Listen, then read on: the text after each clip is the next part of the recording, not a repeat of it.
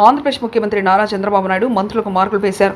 పనితీరు ఆధారంగా ఎవరు పాసు ఎవరు ఫెయిల్ అన్న విషయాన్ని తేల్చేశారు.